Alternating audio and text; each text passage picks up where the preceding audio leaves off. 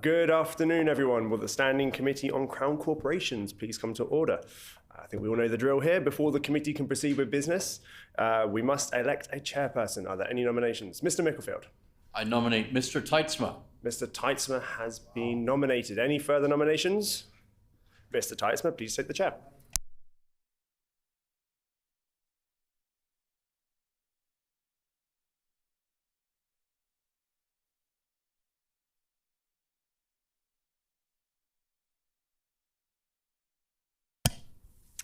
Our next item of business is the election of a vice chairperson. Are there any nominations? Minister Smith. I nominate Andrew Mickelfield. Mr. Mickelfield, having been nominated, are there any other nominations? Hearing no other nominations, Mr. Mickelfield is elected vice chairperson. This meeting has been called to consider the annual report of the Manitoba Centennial Centre Corporation for the fiscal years ending March 31st, 2004, 2005, 2006, 2007, 2008, 2009, 2010, 2011, 2012, 2013, 2014, 2015, 2016, 2017, 2018, 2019, 2020, and 2022. I believe that there was prior agreement that this committee complete consideration of the 17 annual reports of the Manitoba Centennial Centre Corporation for the fiscal years ending March 31st, 2004 to 2020 without debate. Does the committee agree to complete consideration of these reports? Agreed and so ordered. Are there any suggestions from the committee as to how long we should sit this afternoon?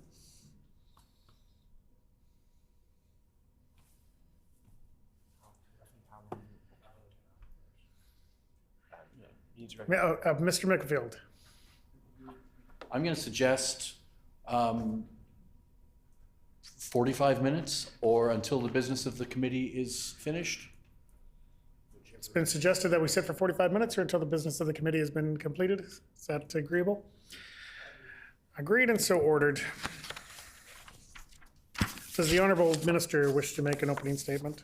Yes, thank you, Mr. Chair. As the Minister of Sport, Culture and Heritage, I'm pleased to be here today with senior officials from the Manitoba Centennial Centre Corporation to present the Corporation's 21-22 annual report ending March 31, 2022. I'd like to take the opportunity to introduce Carl Lepp, the Chair of the Board of Directors, and Rob Olson, Chief Executive Officer.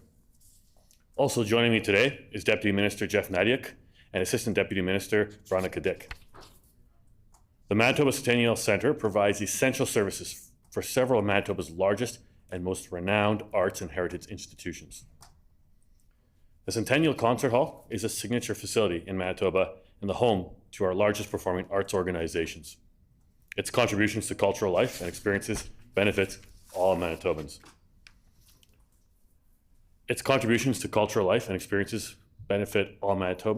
And I thank you and look forward to our discussions this afternoon.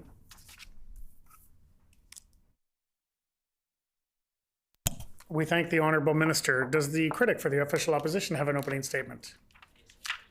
Go ahead, Mr. Pratt. Thank you, Mr. Chair. It's my pleasure to join today to consider annual report for the Manitoba Centennial Centre, and I welcome the executive committee, CEO and board chair to the meeting, and other officials and my colleagues from Manitoba Legislature, and also my colleague member from Notre Dame is joining us virtually. We've been in discussion with various issues related to this organization in the past as well, and I'm pleased to see everybody here in person this time, which feels good after we are relieved a bit after COVID. And I do understand that COVID had negative impact on the organization, and organization maneuvered through such tough times, and now things are getting better. I myself had many opportunities to attend events in your organization, which is wonderful, including ethnic programs there.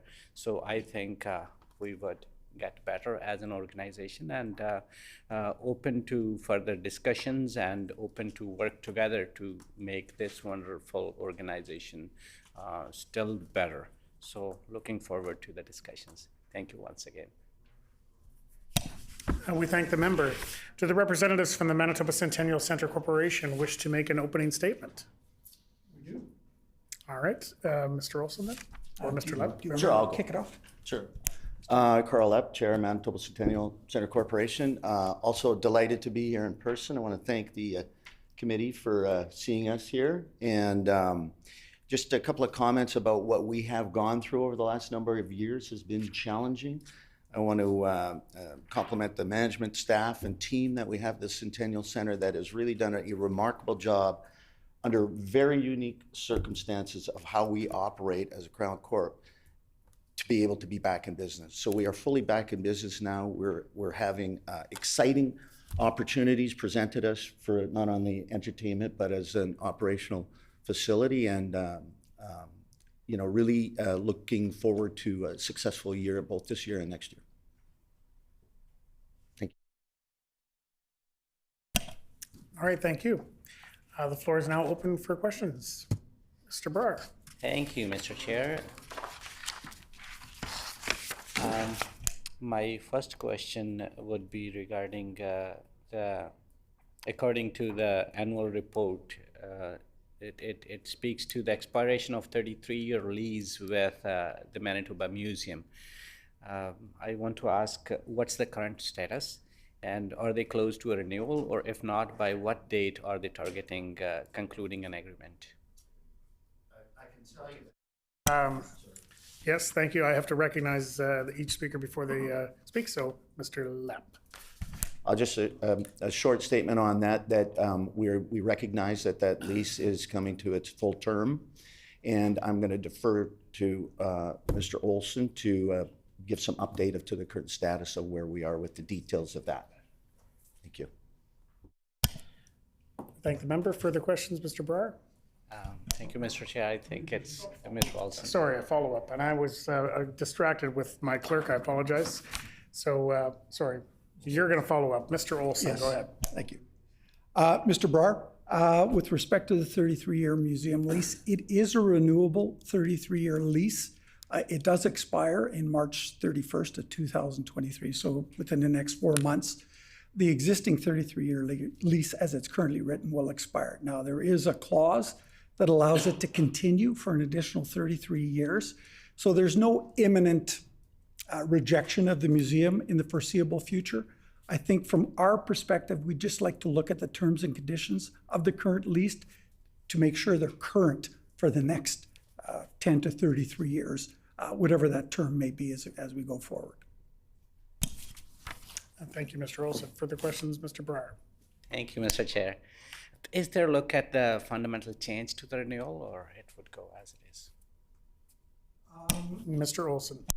No, I don't think so. I think with some of the changes that we're looking forward to is the inherent responsibility that we've acquired over our 55 years to help support the museum through operational costs.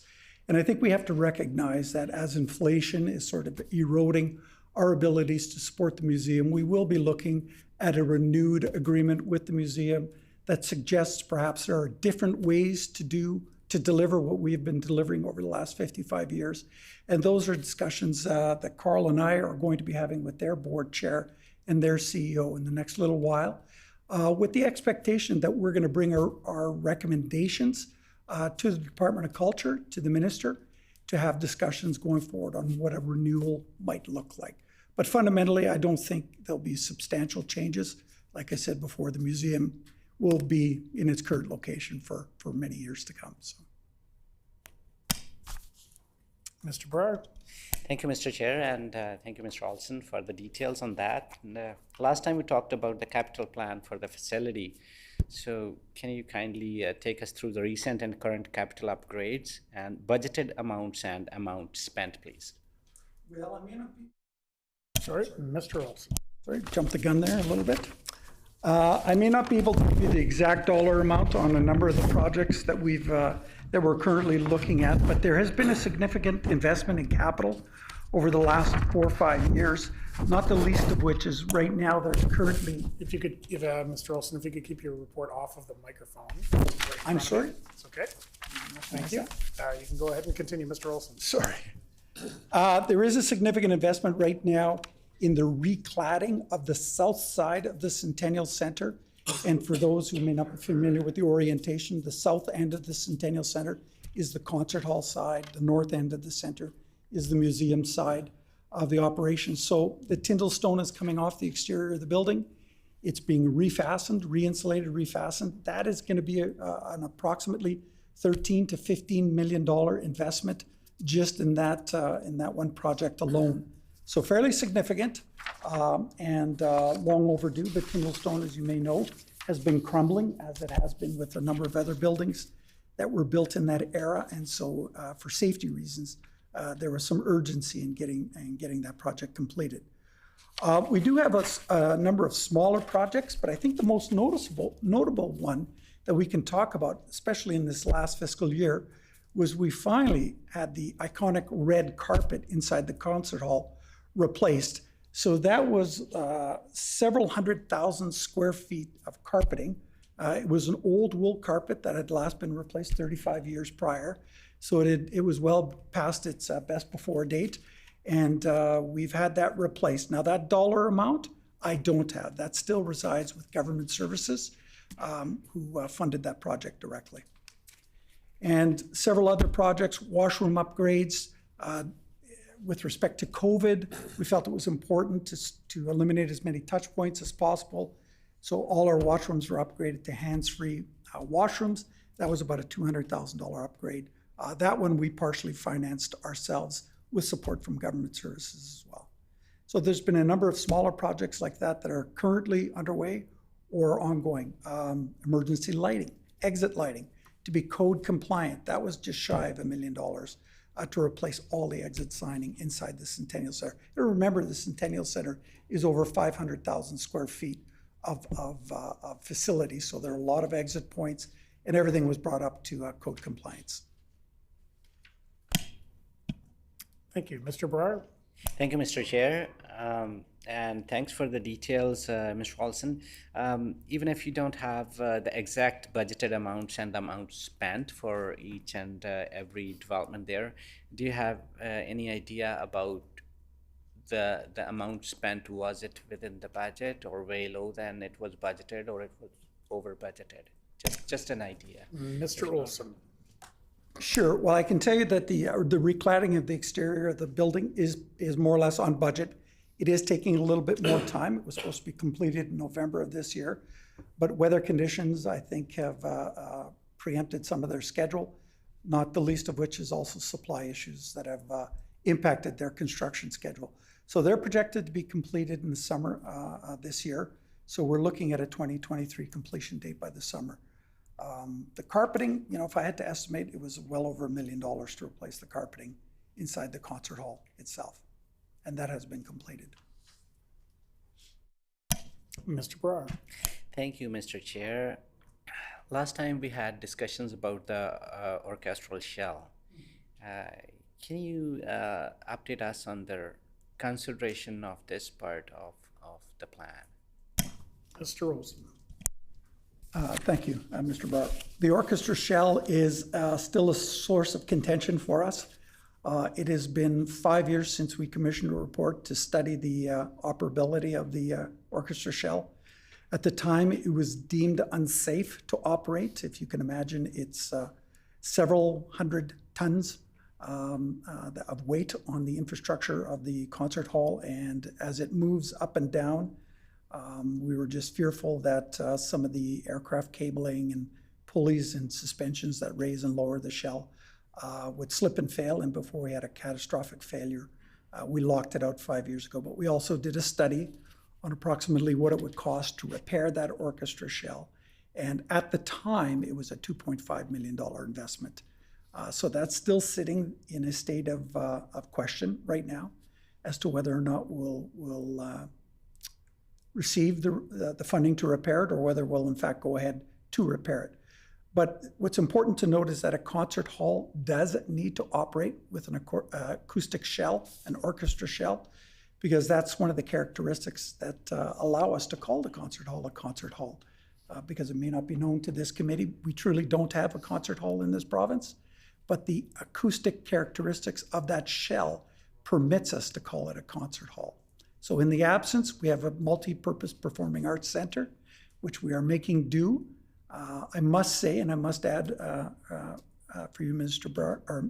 Brar, that we have made about a $1 million investment in what's called an electronic enhancement, which is designed to provide some microphone speaker replacement to the orchestra shell.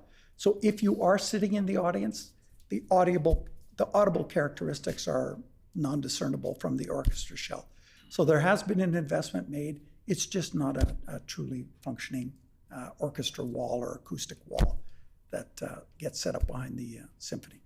So we're still waiting. Okay, before we proceed, I'll just remind both members to direct your comments through the chair. So you should be using language directed at me rather than at the member sitting across from you.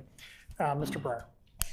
Thank you, Mr. Chair. I would like to ask the CEO about the amount just mentioned, which was, I think, 2.5 million estimated. How long back was that? Mr. Olson. Mr. Chair, it was approximately $2.5 million 5 years ago. That was the consultant's report. It was studied by a company out of New York, which is the preeminent rigging company in North America, J.R. Clancy. We brought them in. We had them review the functionality of the orchestra shell. They deemed it to be unsafe to operate, and they also assessed what the costs would be to repair it. Mr. Brar. I thank you. Should I say you? All right. Thank the CEO for the details. And now my question to the minister is that what's the minister's plans for future capital planning? Minister Smith. Well, thank you, the member, for the question, and I appreciate the member asking this type of question specifically with MCCC here. As you know, there is even a governance review right now to determine the sustainability, financial sustainability of the organization. We know that, as has been mentioned by the two gentlemen sitting here, how COVID has impacted the organization, and all the performing arts have been impacted. Similarly, our government's been there throughout COVID to help throughout the last 2 years, 2.5 years of the pandemic, giving $12 million in sustainability for some of these arts groups who've been severely affected and impacted by the COVID-19 pandemic. So I'm looking forward to continue to working closely with the MCCC and the board to make sure that we have a sustainability plan in place, and that all arts and culture in Manitoba is sustainable, remain sustainable for the coming years. I know the member opposite is very aware that our government has been introduced $100 million in the ACSC fund, Arts, Culture, Sport and Community Fund, which is spread over 3 years, of course, and in investing in local communities and local arts groups, ethnoculture groups, sports groups, and those types. And of course, that would certainly help folks in the arts group that the gentleman here from MCCC would be very, very familiar with. So as you know, that there is a long-term thought in place for our government, and we certainly are working very closely with our good friends with MCCC here to make sure that sustainability is top priority. Mr. Brar. Thank you, Mr. Chair. Thank you. I thank the minister for the details about capital planning, and I also appreciate a lot all the people who are working in the field of arts, because this is very, very important for our province, even socially, culturally, and financially as well, to boost our economy. But I would like to ask specifically to the minister about the specific thing, which is orchestral shell. What's the minister's plan about the orchestral shell?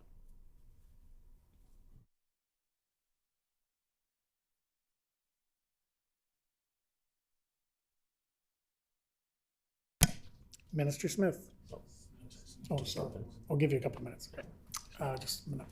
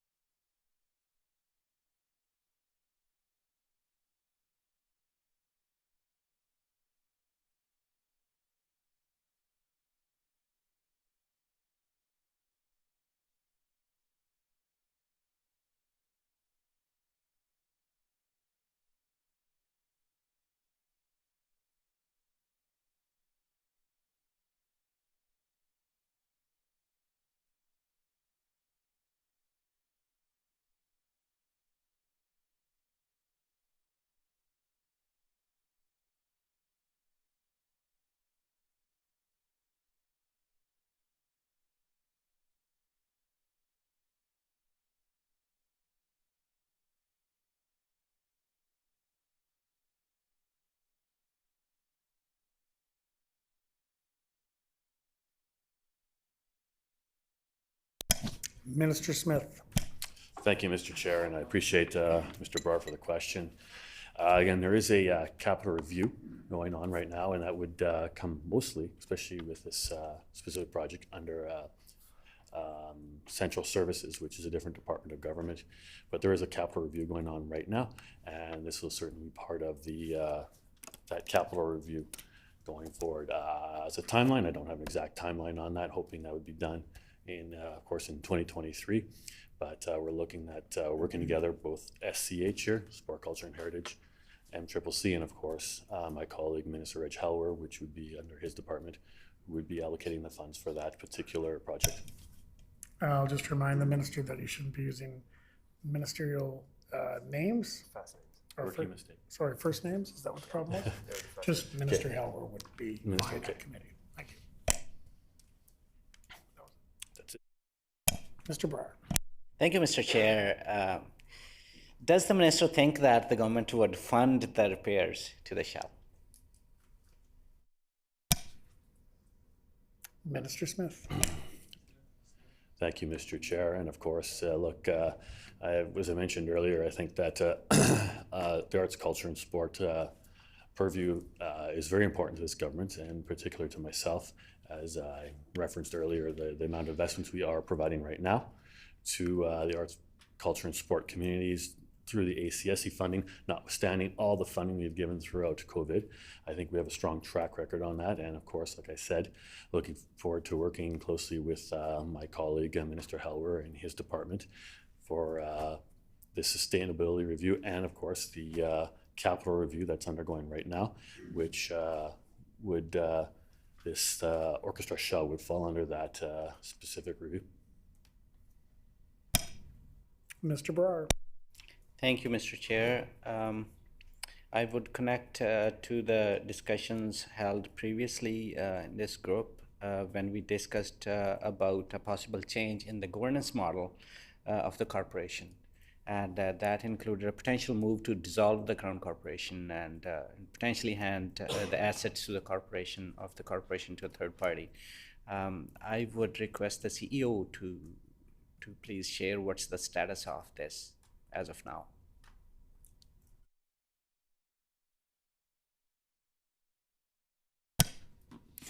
Mr. Olson. Mr. Chair, thank you for the question, Mr. Barr. The governance review was something the MCCC commissioned several years ago to look at other ways that we could achieve the mandate that we'd been assigned 55 years ago by the government of the day, and has since been reaffirmed over the last 55 years. We are very much aware of the pressures governments are under to fund many variable interest groups or interests and prioritize those fundings that are all limited. So with the help of our chair and our board, we undertook an exercise to look at other models that might be less reliant on government funding and still allow us to achieve the same mandate, which was to support the arts. We made a recommendation to government on 2 possibilities out of 5 that have been presented to us that we felt were reasonable. And we haven't really settled on what that would look like going forward. I think we are comfortable operating as a Crown Corporation, and we could be comfortable operating with any one of the 2 other models that were presented. So I think what's being discussed right now, I think at our level, certainly, going forward, what is the best way to achieve what we ultimately want to do, which is support the arts more holistically, to be more self-sufficient on our abilities to generate revenues, and to be somewhat less reliant on the support that we receive directly from the department. And in doing so, we were looking for that flexibility under a new governance model. But there was never going to be, and this is the point that I'd like to make clear, there was never going to be a direct cut to our relationship with government. It would just be a reframing of our operational relationship between any department in government that we're assigned to. Mr. Brar. Thank you, Mr. Chair.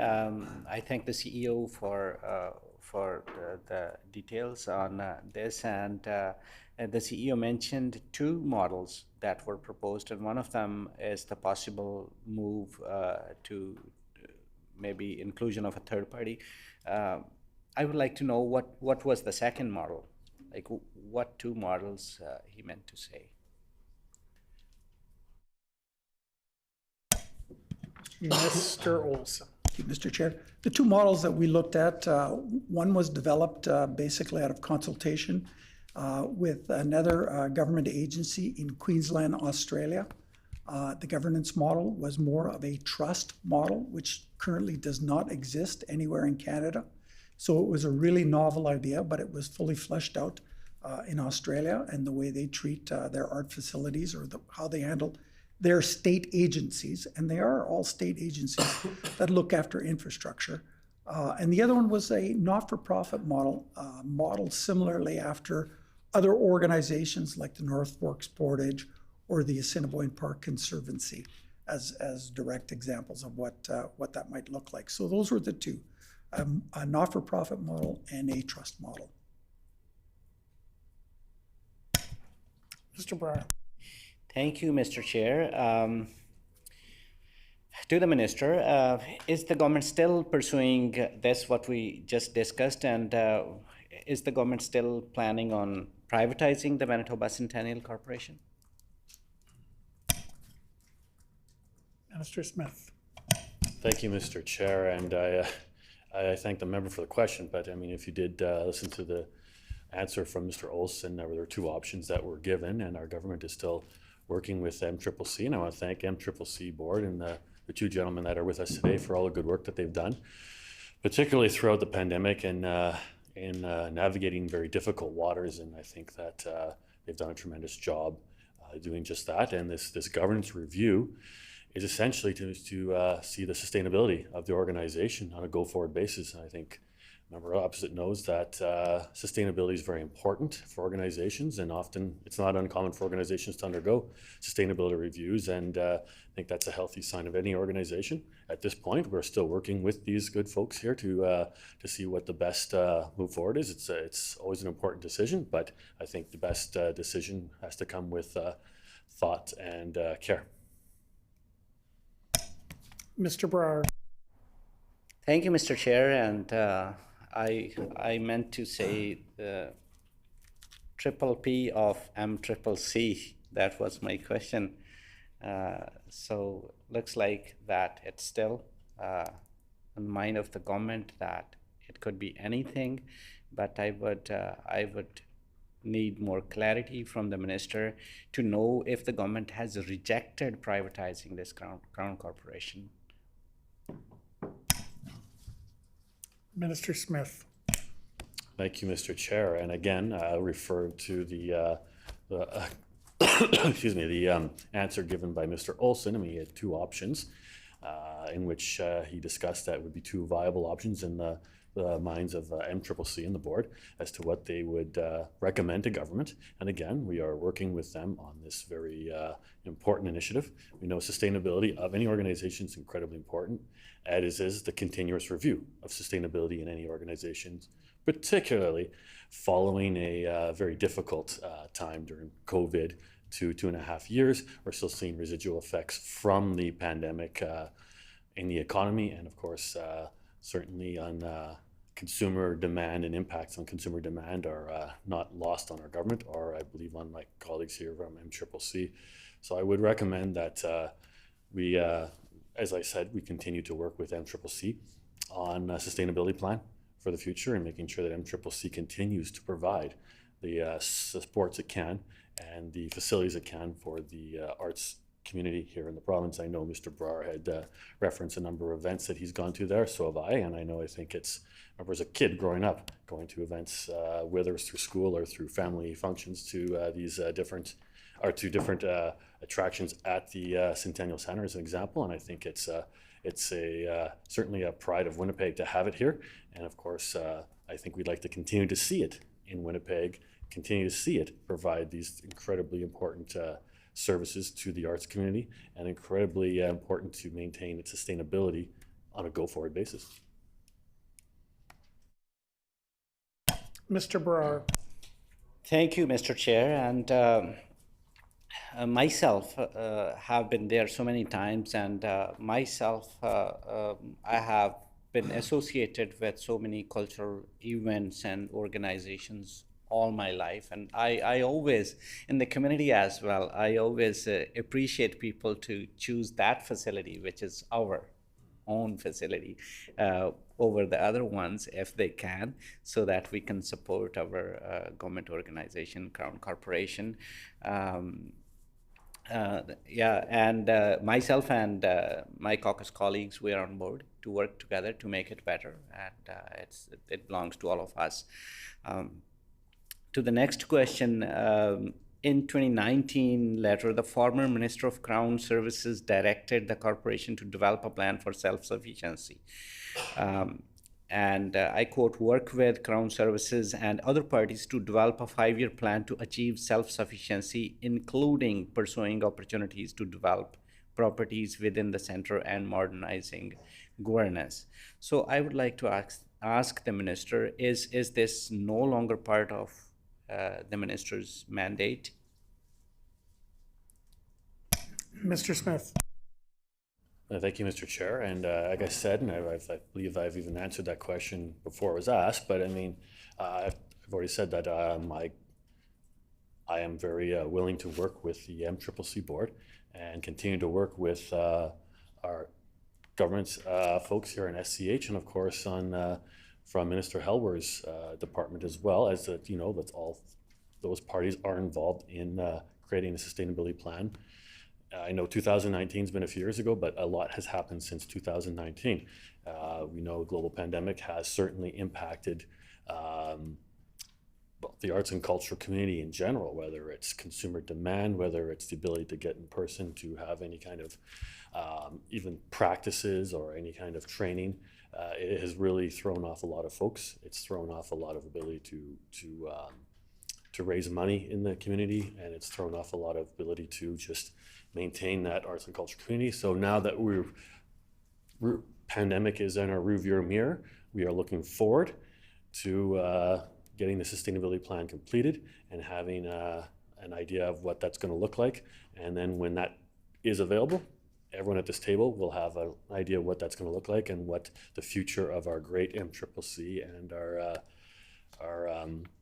arts and culture community will have in store in this great province of Manitoba.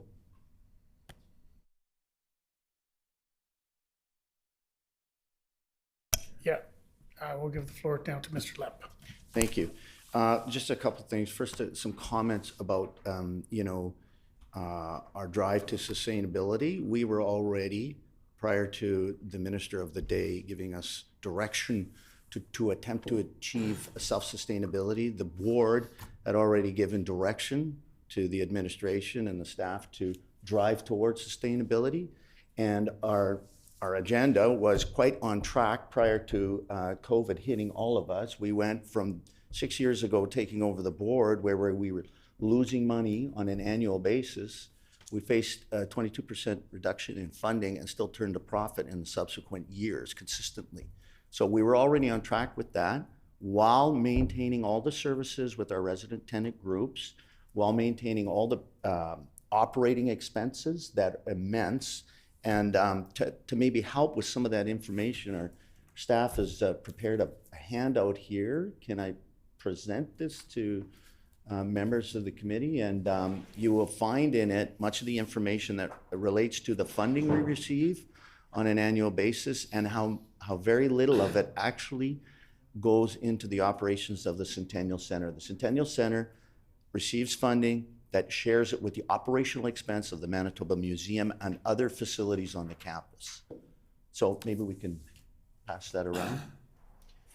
But yes, the board had given direction that we want to become a more self-sustaining organization because it's going to benefit the entire arts community as a whole. We can't be 100% reliant on the province to step up every time we need something. And the resident tenants are also excited about the opportunity that it presents for them. Thank you. Mr. Brar. Thank you, Mr. Chair. I appreciate Mr. Lepp for the additional comments and this information. Thank you for that. So the minister mentioned about the changes, and we all agree that between 2019 and today there have been so many changes, but my question was regarding the changes in the mandate. Has the mandate since changed, or it's same as in 2019?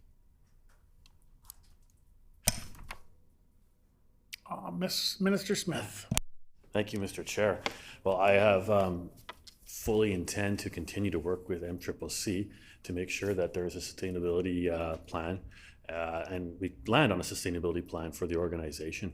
So absolutely, there is no change in the will to have a sustainable and more sustainable organization in MCCC.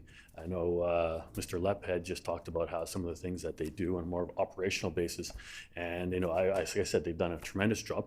And sometimes doing a good job is good.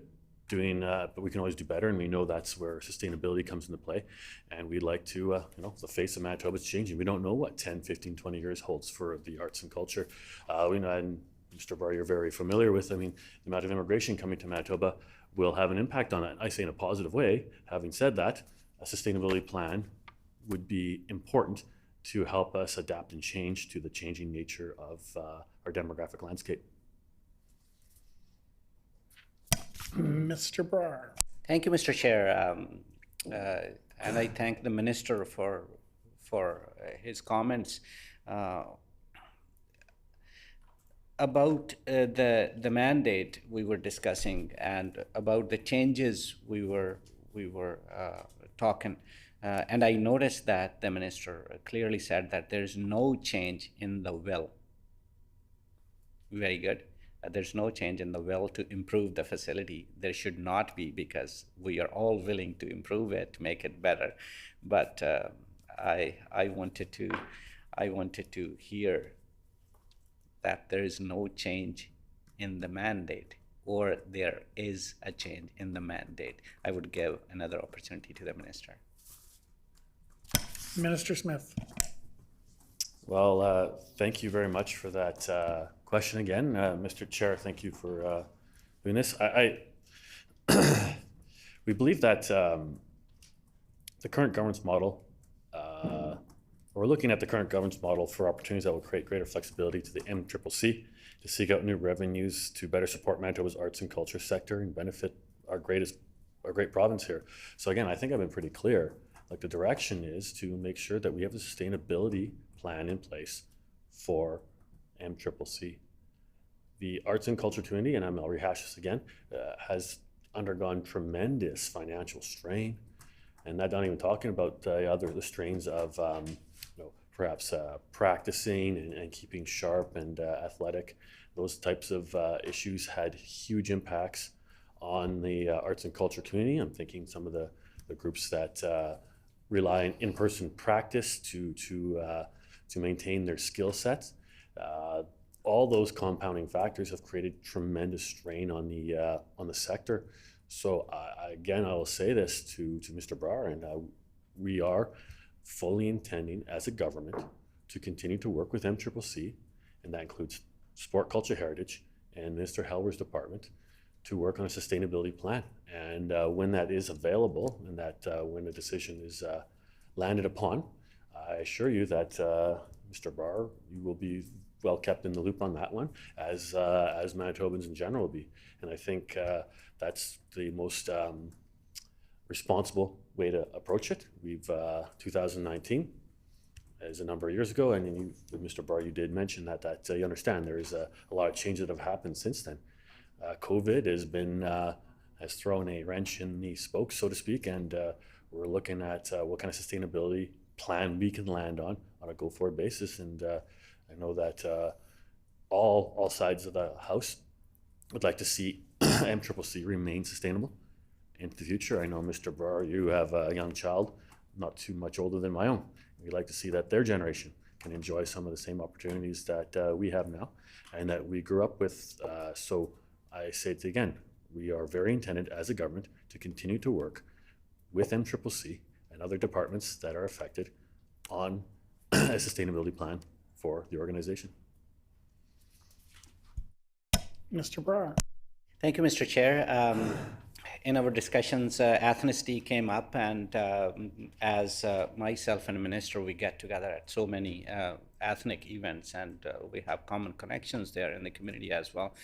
I wanted to know if the minister is taking steps to ensure that the ethnic and gender diversity of Manitobans is reflected at all levels of Manitoba Centennial Centre Corporation. I meant to say from the performances to the levels of decision making, for example, board of directors.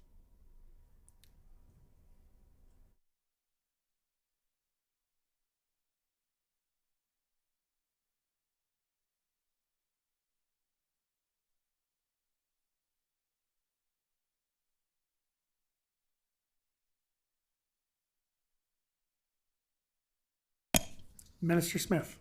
I thank the member for the question, but first of all, I'll say that this line of questioning is outside the scope of the annual report. Having said that, our Sport, Culture, and Heritage Department does often have a lens on diversity, equity, and inclusion. But again, I will say that this is outside the scope of the annual report.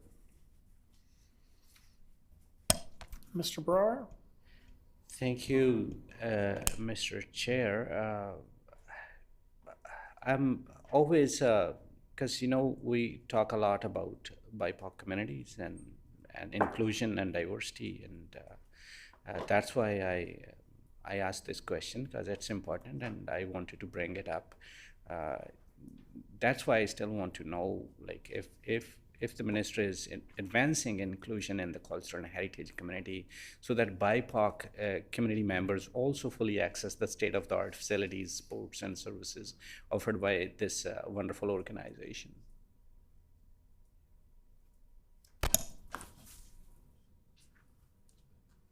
Mr. Olson. Thank you, Mr. Chair, and thank you for the question. If you don't mind, perhaps I can shed a little bit of light. So last year, if you'll recall, you actually asked us about how many East Indian shows we hosted at the concert hall. This year, I'm pleased to report, because I wasn't prepared for it last year, so I'll tell you this year, we hosted 6 performances of various East Indian performances. But I want to remind Mr. Brar, the concert hall is a public venue, and it's accessible to anyone who wants and chooses to rent the facility for their particular purposes. So there's no general restrictions on who can ask about availabilities. We do have a little bit of a lens on the types of performances that might be coming through to make sure they're appropriate and they're not disrespectful to anyone in particular. So there is a little bit of a lens, and there is some screening that we do in advance. I won't get into the particular performances that we might reject outright, because they're very far and few in between. But it is a rental facility, and it is open to the public. And the restrictions really are date availability. And if there is an available date and there is a performance to be staged on this stage, we will host it. We will actually help the organizations host those events. We welcome diverse audiences, diverse performances from every race, ethnicity. It's an inclusive facility. We like to pride ourselves on that as well. All right, thank you, Mr. Olson. I'll just do a time check. We're around the 45-minute mark. So just wondering if the member is wrapping up soon. Okay. We need a definitive. Can we be definitive about how many more minutes you would like? 5 more minutes. Is there will of the committee to extend 5 minutes? Agreed. Excellent. Mr. Brar.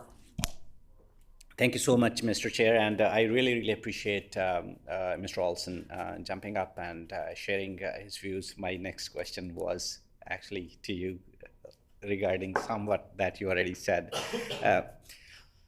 It is inclusive, no doubt about it. We are all inclusive. We wish that everybody uses those facilities, but there is a difference between it's open to all and bring people in. So that was my point. And for clarity, it was not about East Indian events. It was about diversity. That's why I mentioned gender diversity, age diversity, ethnic diversity on the board of directors. And also the performances. We have started seeing diverse concerts there, which is good.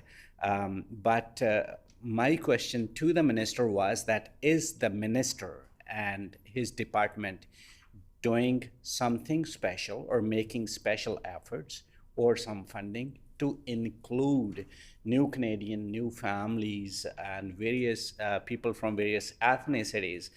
Are there any projects or thoughts or vision or goals to bring, say, 50% diversity, gender diversity, or 25% ethnic events this year, that year, in 5 years? So just for clarity, that was my question, that how we can work together and collaborate, all the parties, including this side, that side, and the wonderful people at the MCCC. So how we can work together, that's a question to my respectable CEO and board chair. And to the minister, are there any specific efforts that he can share to include ethnic communities on the board and on performances, both? Minister Smith. Thank you, Mr. Chair, and Mr. Barr, thank you for the clarification. I appreciate that.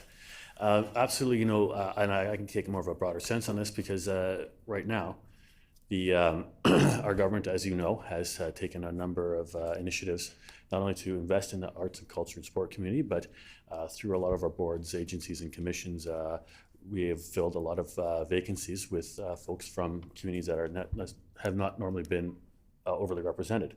I know Manitoba Arts Council in general, and specifically, has seen some new folks come on that represent other communities because, first of all, very qualified folks that we have on there, and we're very happy to have these new folks, but they've also bring with them a different perspective and a different lens that I think that you were alluding to about the need for inclusion and diversity, especially with the changing demographics as we have in this province. So, look, our government is very committed to that.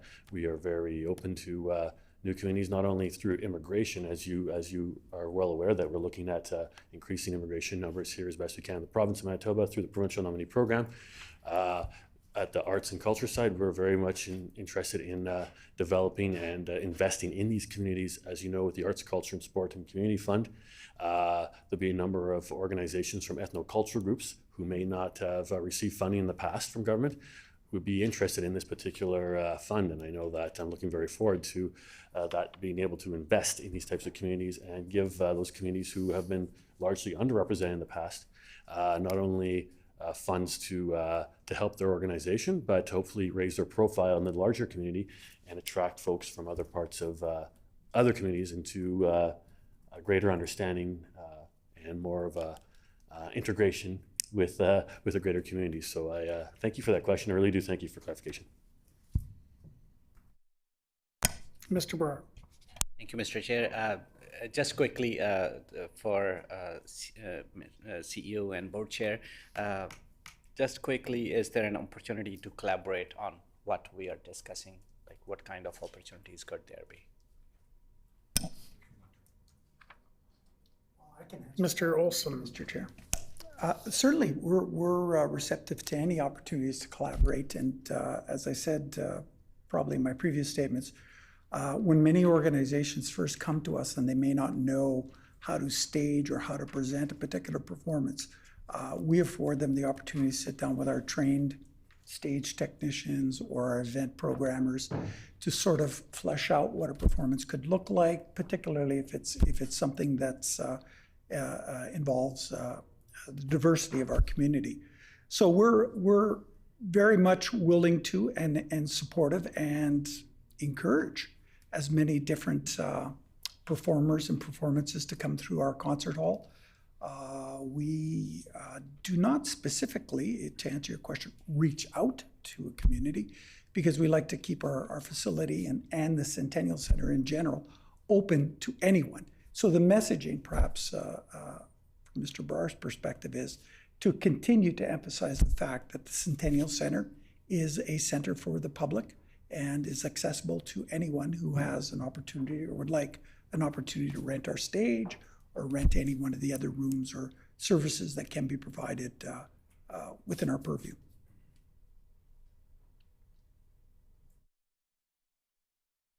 Mr. Barr, just aware of the time. Go ahead. In conclusion, thank you so much, everybody who participated, and I really appreciate and respect the comments and the hard work everybody is doing. I thank the minister for his work because we are all working for Manitobans. I would wish that we all work together to reach out, underlined and bold, to reach out to diverse communities, women, gender diverse folks, to be on the board, to be in the building, various committees, and be part of the decision making. That's what I wish. You might agree to it, and I'm open to further discussions on that. Thank you. That was the last comment. Thank you. All right, we thank the member very much for all of that, and seeing no further questions, I'll now put the question on the report. Shall the annual report of the Manitoba Centennial Centre Corporation for the fiscal year ending March 31st, 2022 pass? The report is accordingly passed. The hour being 1:52 p.m., what is the will of the committee? Committee rise.